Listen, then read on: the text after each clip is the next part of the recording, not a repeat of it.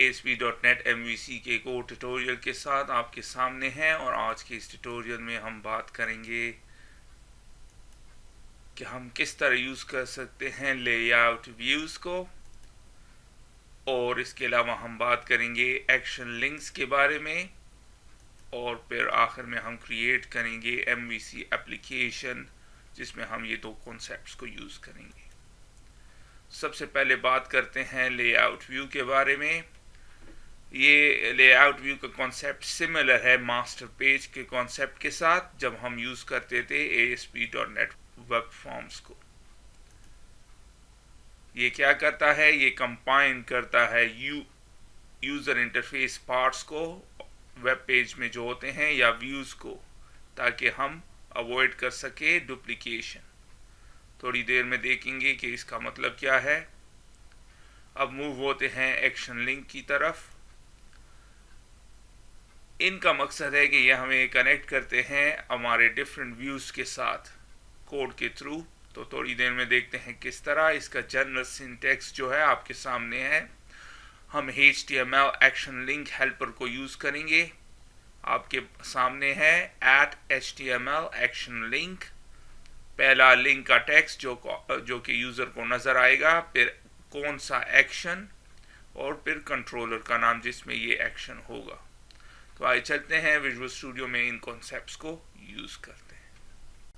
तो सबसे पहले क्रिएट करते हैं न्यू प्रोजेक्ट। क्लिक कीजिए, विजुअल C# में वेब को सेलेक्ट कीजिए और आखिर में ASP.NET MVC4 वेब एप्लीकेशन, और मैं इसको नाम देता हूँ लेआउट व्यू डेमो, और आप कोई भी नाम दे सकते हैं और फिर क्लिक करते हैं ओके। इस स्क्रीन में आप सेलेक्ट कीजिए एम्प्टी, और मैं व्यू इंजन को रेजर रखता हूं, और फिर क्लिक कर दे ओके। तो क्या होगा, ये हमारे लिए क्रिएट कर देगा MVC एप्लीकेशन जो कि आपके सामने है। इस स्टेज पे रन कर दे।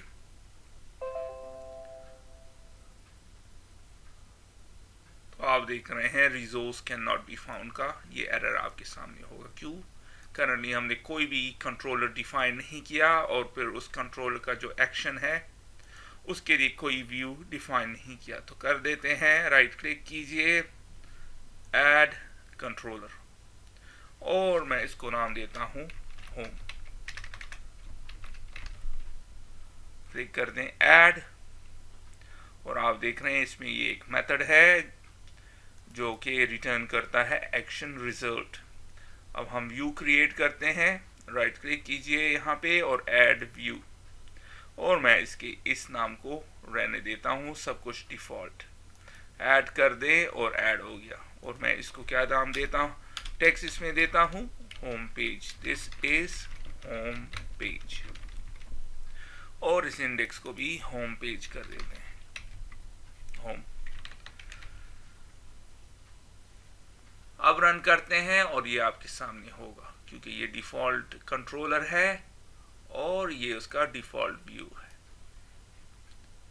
ये हमें किस तरह पता चला, इसके लिए लास्ट ट्यूटोरियल में हमने बात की थी root.config.cs फाइल में ये डिफाइन हुआ है कंट्रोलर डिफॉल्ट।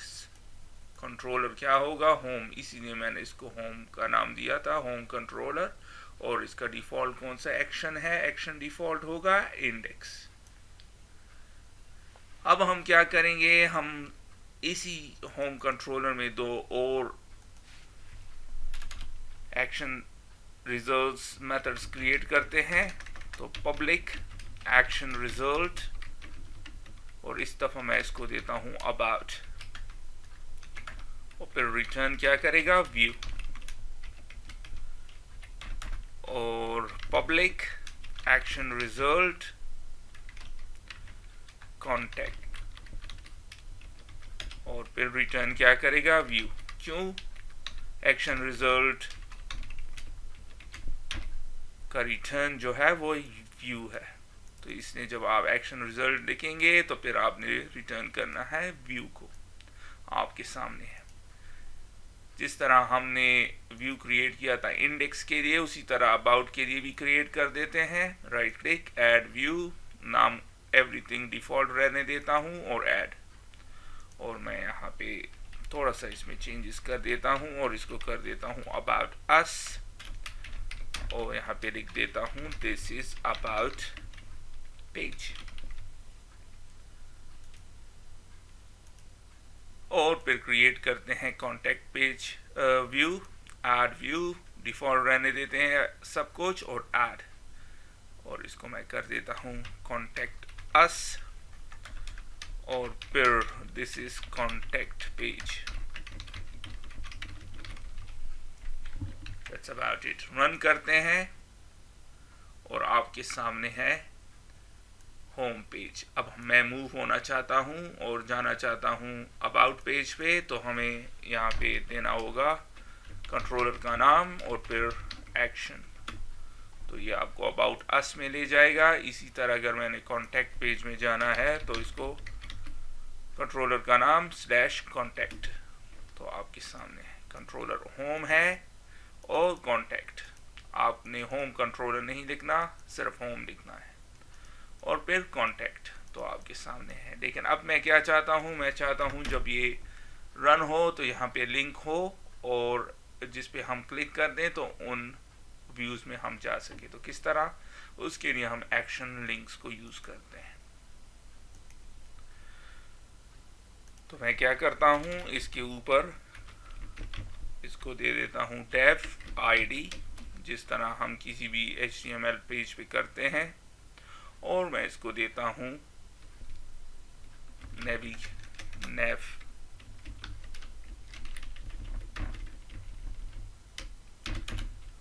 हो गया, और फिर उसमें मैं अनऑर्डर लिस्ट डिक्लेयर कर देता हूँ और फिर li। अब हम कनेक्ट होना चाहते हैं इस अबाउट व्यू के साथ, कॉन्टैक्ट के साथ और इंडेक्स के साथ। तो क्या करेंगे, स्टार्ट करेंगे इसके साथ। इसके लिए हम यूज़ करेंगे एक्शन लिंक्स को।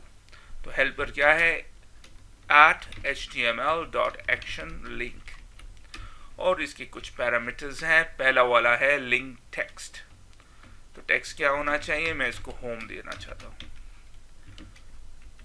फिर एक्शन का नाम क्या है, इंडेक्स, होम के लिए इंडेक्स था, और फिर कंट्रोलर का नाम जो कि है होम।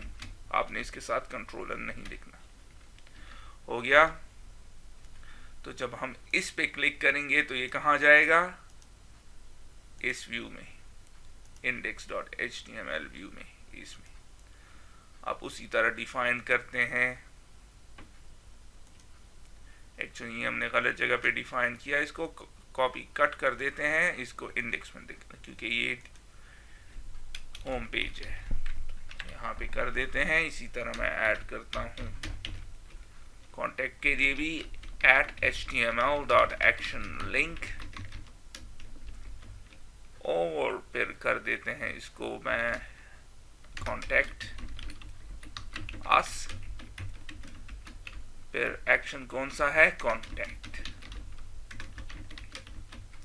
और आखिर में होम। तो ये हमें किसके साथ कनेक्ट करेगा, इस व्यू के साथ, होम कंट्रोलर में कॉन्टैक्ट के साथ। अब इसके लिए भी कर लेते हैं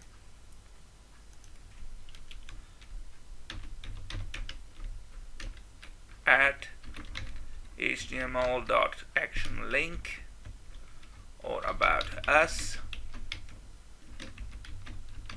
एक्शन का नाम about, और फिर होम कंट्रोलर आपके सामने।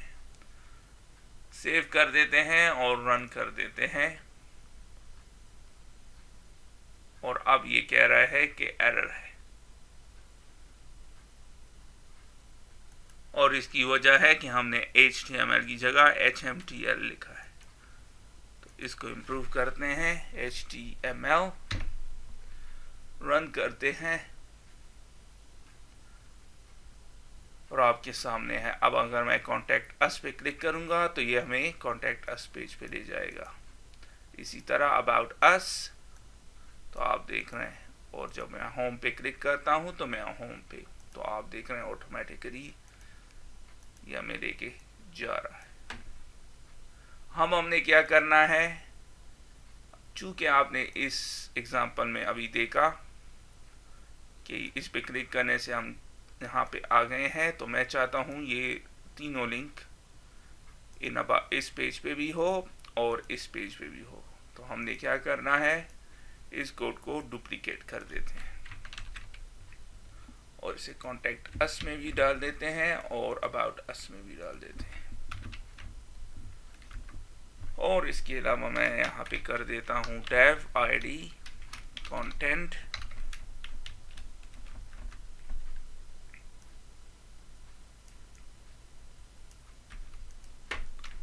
जैसे कि हम किसी भी वेब पेज में करते हैं, और फिर id dev id footer,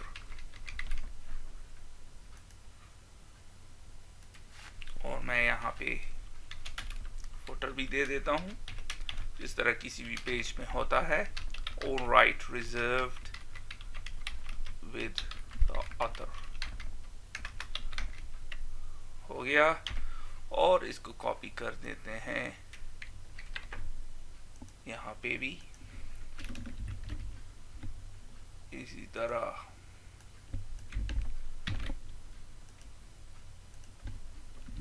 यहाँ पे भी फिर मैं ये कॉपी कर देता हूँ इंडेक्स में भी,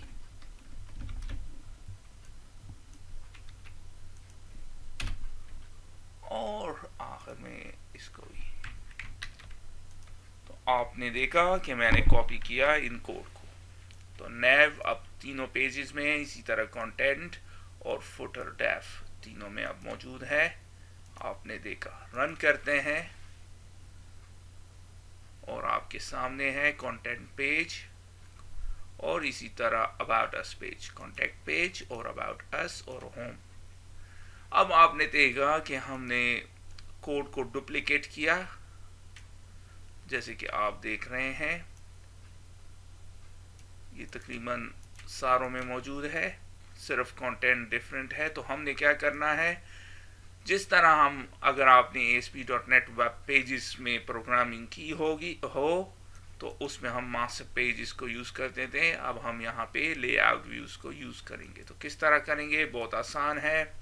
लेआउट व्यू का मकसद, जैसे कि मैंने आपसे कहा, डुप्लीकेशन, ये जो डुप्लीकेट कोड है इसको रिमूव करता है। तो हम क्या करेंगे, इसको एक दफ़ा लिखेंगे और जितने भी व्यूज़ होंगे ऑटोमेटिकली अप्लाई हो जाएगा। तो किस तरह करेंगे, व्यूज़ पे राइट क्लिक कीजिए और फिर मैं ऐड कर देता हूँ एक व्यू, और मैं इस व्यू को नाम देता हूँ underscore layout view, underscore layout page. Add कर दे, आपके सामने है, ऐड हो गया। एक चीज़ हमने और भी करनी है, एक फोल्डर भी ऐड कर देते हैं और मैं इसको नाम देता हूँ शेयर्ड। शेयर्ड का क्या मकसद है कि ये जहाँ वो फोल्डर जहाँ पे हम शेयर्ड, जो कि सारे व्यूज़ में यूज़ होंगी, उसको ऐड करते हैं। अगर आप फोल्डर ऐड नहीं करते तो कुछ नहीं होता। तो मैं इसको यहाँ पे मूव कर देता हूँ। अब ये यहाँ पे मौजूद है लेआउट व्यू। अब हमने क्या करना है, इसमें HTML लिखते हैं, HTML, फिर हेड, फिर टाइटल,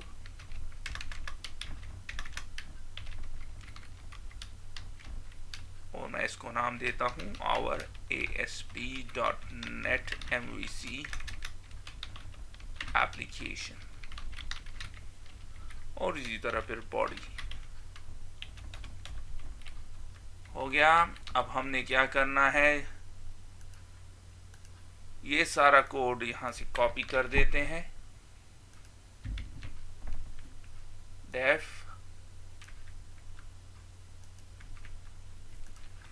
और फिर कंटेंट, कंटेंट में मैं थोड़ी देर में आता हूँ, और आखिर में फुटर।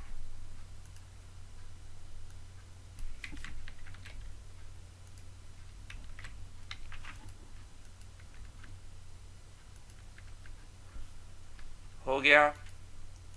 अब हमने क्या करना है, यहाँ से इसको रिमूव करना है। अब हम इनकी ज़रूरत नहीं है, इनकी भी ज़रूरत नहीं है, और दोबारा ओरिजिनल पेज आपके सामने है। इसी तरह यहाँ से भी रिमूव कर देते हैं।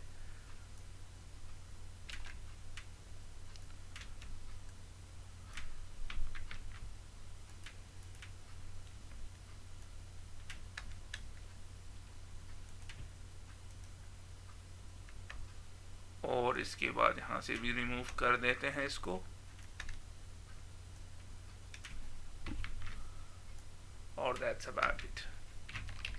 अब आप देख रहे हैं इस स्टेज पे मैं इसको रन करूंगा तो आप देख रहे हैं कोई भी लिंक्स अब नहीं है और फुटर, अगरचे हमने एक लेआउट पेज क्रिएट कर दिया है। तो इसको किस तरह ऐड करेंगे, सबसे पहले कंटेंट ऐड करेंगे। चूंकि सारों का कंटेंट डिफरेंट है तो इसको कैसे पता चलेगा कि कौन सा इसमें डालना है, तो उसके लिए हम यूज करते हैं @renderBody। इसको यूज करते हैं इस मेथड को, तो इसे ऑटोमेटिकली ये रेंडर करेगा। क्या ऐड कर देगा, ये अगर तो ये कॉल हुआ है तो ये ऐड कर देगा, और अगर इंडेक्स कॉल हुआ है तो ये कर देगा। थोड़ी देर में इसका मैजिक देखते हैं। रिस्टार्ट करते हैं और देखते हैं कि काम करता है या नहीं। तो आप देख रहे हैं स्टिल काम नहीं कर रहा। तो हमने क्या करना है, एक और चीज़ ऐड करनी है, और ये ऐड करनी है व्यू में। राइट क्लिक करते हैं, ऐड, और एक और व्यू मैं क्रिएट करता हूँ, और इसे आपने एग्जैक्टली यही नाम देना है, view start underscore view start. याद रखना है आपने अंडरस्कोर व्यू स्टार्ट। और इसमें मैंने डिफाइन करना है कि लेआउट व्यू कौन सा है। तो कर देते हैं, आपने लिख देना है लेआउट व्यू, और लेआउट व्यू कहाँ पे है, शेयर व्यूज इस फोल्डर में। फिर ये शेड के अंदर है तो /शेड, और फिर कौन सा वाला है, लेआउट अंडरस्कोर लेआउट पेज।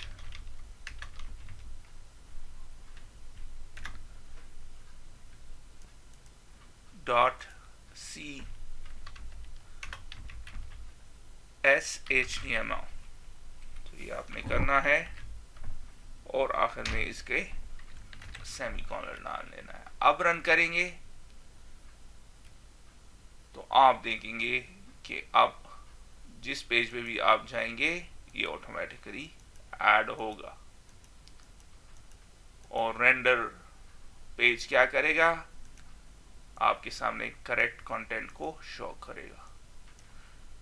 तो आपने देखा कि हम कितनी आसानी के साथ लेआउट पेज को ऐड कर सकते हैं, जिसका इफेक्ट मास्टर पेज टाइप होगा या टेम्पलेट टाइप होगा। और उसके लिए हमें ज़रूरत है view start underscore view start .cshtml।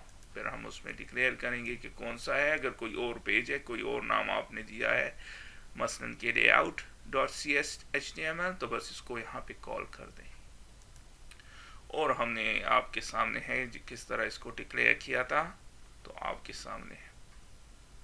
अब अगर मैं इस पेज में कोई चेंजेस कर दूं तो सारे पेजेस पे ऐड हो जाएगा। फॉर एग्जांपल मैं करना चाहता हूं हेडर,